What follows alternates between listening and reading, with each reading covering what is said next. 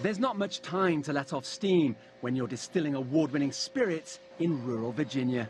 Catoctin Creek made its name with rye whiskey, but a sour trade climate has been disastrous. Most of our international trade has frozen.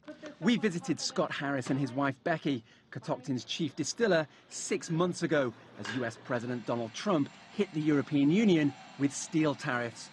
When the EU retaliated with 25% duties on US whiskey, among other products, Catoctin was the collateral damage. At the beginning of 2018, we had a 25% forecast for our entire sales to come from Europe, and this year it'll be about 1%, so it'll be really quite small for Europe.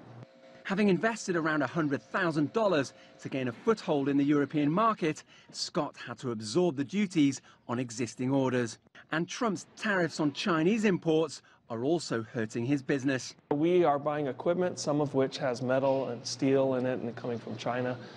So that is something we have to factor in and decide whether we want to go ahead and buy a piece of equipment or wait. You know, it would be terrible to buy it at top dollar, right, for 25% extra to have the tariffs go away. But if tariffs are hammering companies like this one, the bigger economic picture has been rosy for now. The US economy has been booming for months now, with national unemployment at record lows. It's even lower than that in this part of Virginia.